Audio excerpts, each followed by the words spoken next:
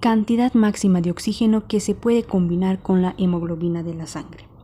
La sangre de una persona contiene aproximadamente 15 gramos de hemoglobina por cada 100 ml de sangre, y cada gramo de hemoglobina se puede unir a un máximo de 1,34 ml de oxígeno. 1,39 ml cuando la hemoglobina es químicamente pura. Ahora, las impurezas como la metahemoglobina reduce esta cantidad.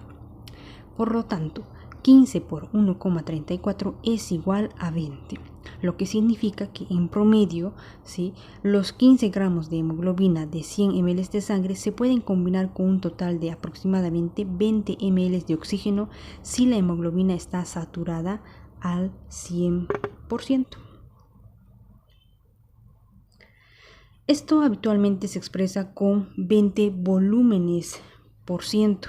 La curva de disociación oxígeno-hemoglobino de la persona normal también se puede expresar en forma de volumen porcentaje de oxígeno, como se muestra en la escala de la derecha de esta imagen, en lugar de la saturación porcentual de la hemoglobina. Cantidad de oxígeno que libera la hemoglobina cuando la sangre arterial y sistémica fluye a través de los tejidos. La cantidad total de oxígeno unido a la hemoglobina en la sangre arterial sistémica normal, que tiene una saturación del 97%, es de aproximadamente 19,4 ml, ¿sí? 19,4 ml por cada 100 mililitros de sangre. Esto se muestra en esta imagen, ¿no? Ahora, cuando atraviesa los capilares tisulares, esta cantidad se reduce a un promedio de 14,4 ml, una presión parcial de oxígeno de 40 milímetros de mercurio, hemoglobina saturada a un 75%, Así, en condiciones normales, ¿sí?, se transportan aproximadamente 5 ml de oxígeno desde los pulmones a los tejidos por cada 100 ml de flujo sanguíneo. Transporte de oxígeno durante el ejercicio intenso. Durante el ejercicio intenso, las células musculares utilizan oxígeno a una velocidad rápida, ¿sí?, que en casos extremos puede hacer que la presión parcial de oxígeno del líquido intersticial disminuya desde 40 milímetros de mercurio normales hasta un valor tan bajo como 15 milímetros de mercurio. A esta baja presión solo permanecen unidos a la hemoglobina 4,4 ml de oxígeno por cada 100 ml de sangre, como se muestra igual en esta imagen. Así, 19,4 menos 4,4 o 15 ml es la cantidad de oxígeno que realmente se libera en los tejidos por cada 100 ml de flujo sanguíneo. Así se libera el triple del oxígeno normal por cada volumen de sangre que atraviesa los tejidos, ¿sí? Se debe tener en cuenta que el gasto cardíaco puede aumentar hasta de 6 a 7 veces el valor normal en corredores de maratón, ¿sí?, bien entrenados. Así, la multiplicación del aumento del gasto cardíaco 6 a 7 veces por el aumento del transporte de oxígeno del volumen en cada volumen de sangre 3 veces, ¿sí?, da lugar a un aumento de 20 veces del transporte de oxígeno hacia los tejidos, ¿sí? Bien. Ahora, más adelante en este mismo tema veremos que otros factores distintos facilitan la liberación de oxígeno hacia los músculos durante el ejercicio, de modo que la presión parcial de oxígeno del tejido muscular con frecuencia disminuye a un valor que está ligeramente por debajo del valor normal, incluso durante el ejercicio muy intenso. Coeficiente de utilización. El porcentaje de la sangre que cede su oxígeno cuando pasa a través de los capilares tisulares se denomina coeficiente de utilización. El valor normal de él mismo es de aproximadamente 25%, como se puede ver a partir del análisis anterior, es decir, el 25% de la hemoglobina oxigenada cede su oxígeno a los tejidos, ¿sí? Durante el ejercicio intenso, este coeficiente de utilización de todo el cuerpo puede aumentar hasta un 75 al 85%. Y en zonas tisulares locales en la que el flujo sanguíneo es extremadamente lento o la velocidad metabólica es muy elevada, se ha registrado coeficientes de utilización próximos al 100%. Es decir, se cede prácticamente todo el oxígeno a los tejidos, ¿no? Como vemos en esta imagen, está pasando todo el oxígeno a estas células. Efecto de la hemoglobina para amortiguar la presión parcial de oxígeno tisular. Aunque la hemoglobina es necesaria para el transporte del oxígeno hacia los tejidos, realiza otra función esencial para la vida. Esta es su función como sistema amortiguador tisular de oxígeno. Es decir, la hemoglobina de la sangre es el principal responsable de estabilizar la presión de oxígeno en los tejidos. Esto se puede explicar de la forma que se señala a continuación. Función de la hemoglobina en el mantenimiento de la presión parcial de oxígeno casi constante en los tejidos. En condiciones basales, los tejidos precisan 5 ml de oxígeno por cada 100 ml de sangre que atraviesan los capilares tisulares, ¿no? Entonces, haciendo esta referencia de nuevo en la curva de disociación oxígeno-hemoglobina de esta imagen, se puede ver que para que se libere 5 ml normales de oxígeno por cada 100 ml de flujo sanguíneo, la presión parcial de oxígeno debe disminuir hasta aproximadamente 40 milímetros de mercurio. Por tanto, la presión parcial de oxígeno tisular normalmente no puede aumentar por encima de este nivel de 40 milímetros de mercurio, porque si lo hiciera no se libera desde la hemoglobina la cantidad de oxígeno que necesitan los tejidos.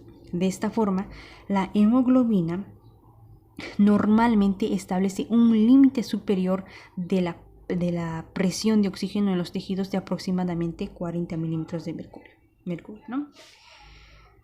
Ahora, por otro lado, durante el ejercicio intenso se debe liberar desde la hemoglobina hacia los tejidos cantidades adicionales de oxígeno hasta 20 veces el valor normal. Pero esto se puede conseguir con una pequeña disminución adicional de la presión parcial de oxígeno tisular debido a la pendiente inclinada de la curva de disociación y 2, al aumento del flujo sanguíneo tisular que produce la reducción de la presión parcial de oxígeno. Es decir, a una disminución muy pequeñita de la presión parcial de oxígeno hace que se libere grandes cantidades de oxígeno adicional desde la hemoglobina. Entonces, se puede ver que la hemoglobina de la sangre cede automáticamente su oxígeno hacia los tejidos a una presión que se mantiene de manera bastante estricta, aproximadamente de 15 a 40 milímetros de mercurio. Cuando la concentración atmosférica de oxígeno se modifica mucho, el efecto amortiguador de la hemoglobina sigue manteniendo una presión parcial de oxígeno tisular casi constante, ¿sí? Entonces, la presión parcial de oxígeno normal de los alvéolos es de aproximadamente 104 milímetros de mercurio, pero cuando se sube a una montaña o se sube a un avión, la presión parcial de oxígeno puede disminuir fácilmente a un valor menor de la mitad de esta cantidad, ¿sí? Por otro lado, cuando se entra en zonas de aire comprimido como la profundidad del mar o cámaras presurizadas, la presión parcial de oxígeno puede aumentar hasta 10 veces este valor, ¿sí? Entonces, incluso En estos casos, la presión parcial de oxígeno tisular cambia poco, ¿sí? Cambia poco. Bien, en la curva de disociación oxígeno-hemoglobina de esta imagen se puede ver que cuando la presión parcial de oxígeno alveolar disminuye hasta un valor tan bajo como 60 milímetros de mercurio, la hemoglobina arterial sigue saturada con oxígeno en un 89%, solo 8% debajo de la saturación normal del 97%. Además, los tejidos siguen extrayendo aproximadamente 5 ml de oxígeno por cada 100 ml de sangre que atraviesa los tejidos. Para extraer este oxígeno, la presión parcial de oxígeno de la sangre venosa disminuye hasta 35 milímetros de mercurio. Solo 5 milímetros de mercurio por debajo del valor normal, que era de 40 milímetros de mercurio. ¿Sí? Así, la presión parcial de oxígeno tisular apenas se modifica a pesar de la marcada reducción de la presión alveolar de 104 a 60 milímetros de mercurio. Por el contrario, cuando la presión parcial de oxígeno alveolar aumenta hasta un valor tan elevado como 500 milímetros de mercurio, la saturación de oxígeno máxima de la hemoglobina nunca puede aumentar por encima del 100%, ¿sí? Por encima del 100%, que es solo un 3% por encima del nivel normal del 97%, ¿no? Una pequeña cantidad de oxígeno adicional se disuelve, ¿sí?, en el líquido de la sangre, como se señala más adelante. Después, cuando la sangre atraviesa los capilares, ¿sí?, tisulares y cede a los tejidos varios milímetros de oxígeno, esto reduce la presión parcial de oxígeno de la sangre capilar a un valor solo algunos milímetros de mercurio mayor que los 40 milímetros de mercurio normales, ¿sí? Por tanto, la concentración de oxígeno alveolar puede variar mucho, desde 60 a más de 500 milímetros de mercurio de presión parcial de oxígeno. Y a pesar de todo, la presión parcial de oxígeno de los tejidos periféricos no varía más de algunos milímetros de mercurio desde el valor normal, lo que demuestra claramente la función del amortiguador de oxígeno tisular del sistema de la hemoglobina sanguínea. Factores que desplazan la curva de disociación oxígeno-hemoglobina, su importancia en el transporte de oxígeno. Las curvas de disociación oxígeno-hemoglobina de las anteriores imágenes se refiere a la sangre normalmente. Sin embargo, hay diversos factores que pueden desplazar la curva de disociación en una u otra dirección, ¿sí?, de manera que se muestra en esta imagen. Esta imagen muestra que cuando la sangre se hace ligeramente ácida, ¿sí?, con una disminución del pH desde el valor normal de 7,4 hasta 7,2, la curva de disociación oxígeno-hemoglobina se desplaza en promedio aproximadamente en un 15% hacia la derecha. Por el contrario, un aumento del pH desde el valor normal de 7,4 hasta 7,6 desplaza la curva en una cantidad similar hacia la izquierda. Además de las modificaciones del pH, se sabe que otros factores desplazan la curva. 3 de ellos que desplazan la curva hacia la derecha son el aumento de la concentración de dióxido de carbono, el aumento de la temperatura sanguínea y el aumento de la concentración de 2,3-bisfosfoglicerato, ¿sí?, abreviado como BFG, que es un compuesto de fosfato metabólicamente importante que está presente en la sangre en concentraciones diferentes en distintas condiciones metabólicas. Aumento de la liberación de oxígeno hacia los tejidos cuando el dióxido de carbono y los iones hidrógeno desplazan la curva de disociación oxígeno-hemoglobina, el efecto de Brown. El desplazamiento de la curva de disociación oxígeno-hemoglobina hacia la derecha en respuesta a los aumentos del dióxido de carbono y los iones de hidrógeno, ¿sí?, de la sangre, tiene un efecto significativo porque aumenta la liberación de oxígeno desde la sangre hacia los tejidos y mejora la oxigenación de la sangre en los pulmones. A esto se denomina el efecto Bohr. Y se puede explicar cómo sigue: cuando la sangre atraviesa, ¿sí?, el dióxido de carbono, difunde desde las células tisulares hacia la sangre. Esto aumenta la presión parcial de dióxido de carbono sanguínea, lo que a su vez eleva la concentración sanguínea de ácido carbónico y de los iones hidrógeno. Estos efectos desplazan la curva de disociación oxígeno-hemoglobina hacia la derecha y hacia abajo, como se muestra en esta imagen, haciendo que el oxígeno se disocie, se separe de la hemoglobina y liberando de esta manera mayores cantidades de oxígeno a los tejidos, ¿sí? Ocurre exactamente lo contrario en los pulmones, en los que el dióxido de carbono difunde desde la sangre hacia los alvéolos. Esto reduce la presión parcial de dióxido de carbono sanguínea y la concentración de hidrógeno, desplazando la curva de disociación oxígeno-hemoglobina hacia la izquierda y hacia arriba. Por tanto, la cantidad de oxígeno que se une a la hemoglobina a cualquier presión parcial alveolar dada aumenta considerablemente, permitiendo de esta manera un mayor transporte de oxígeno hacia los tejidos. Efecto del 2,3 bisfosfoglicerato para provocar un desplazamiento a la derecha de la curva de disociación oxígeno-hemoglobina. El BFG normal de la sangre mantiene la curva de disociación oxígeno-hemoglobina desplazada ligeramente hacia la derecha en todo el tiempo, ¿sí?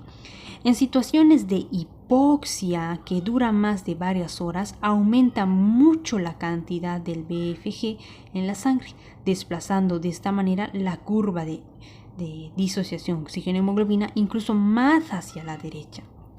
Esto hace que se libere oxígeno hacia los tejidos hasta una presión de oxígeno tisular de 10 milímetros de mercurio, mayor de la que habría sin este aumento de este bisfosfoglicerato.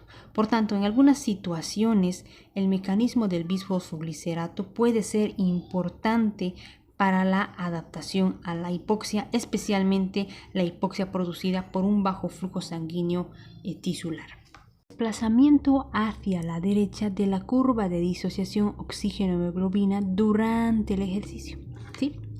Durante el ejercicio, varios factores desplazan la curva de disociación muy a la derecha, liberando de esta manera cantidades adicionales de oxígeno a las fibras musculares activas que realizan el ejercicio.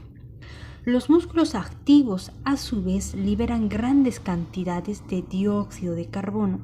Este y otros distintos ácidos que liberan los músculos aumenta la concentración de iones hidrógeno en la sangre capilar muscular.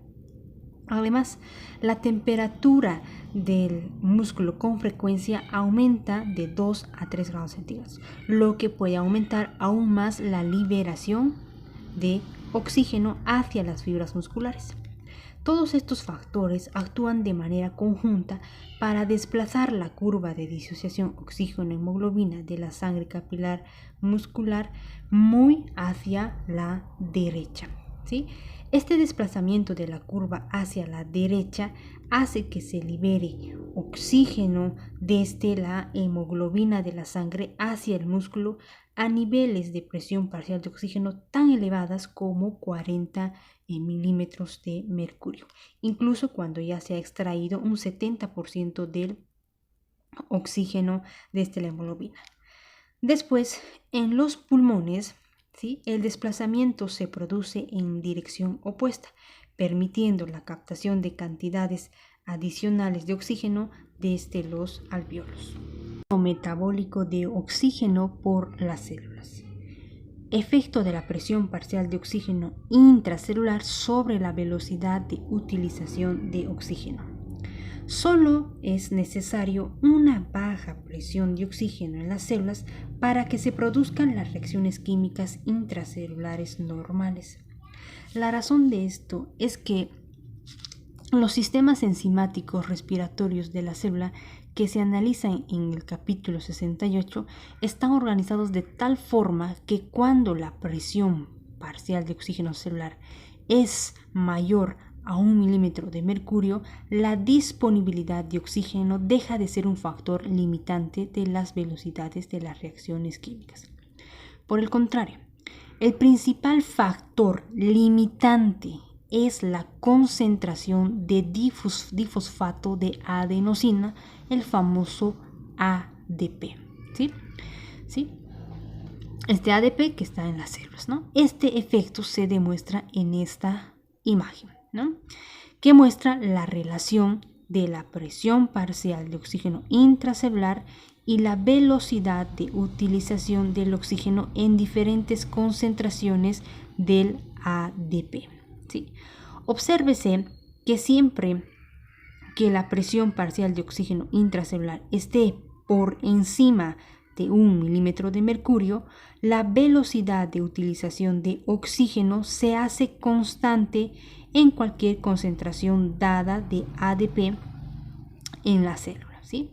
Por el contrario, cuando se altera la concentración del ADP, la velocidad de utilización del oxígeno se altera, ¿sí? En proporción a la modificación de la concentración del ADP. Como se ha explicado en capítulos iniciales, cuando las células utilizan el trifosfato de adenosina, vale decir el ATP, para obtener energía, se convierte en ADP. El aumento de la concentración de ADP aumenta la utilización metabólica de oxígeno, ¿sí? Que se combina con diversos nutrientes celulares, liberando energía que vuelve a convertirse el ADP en ATP, ¿sí? En condiciones de funcionamiento normal, la velocidad de utilización del oxígeno por las células está controlada en último término por la velocidad del gasto energético en el interior de las células, es decir, por la velocidad a la que se forma, ¿sí? ADP a partir de ATP. Efecto de la distancia de difusión desde el capilar a las células sobre la utilización de oxígeno.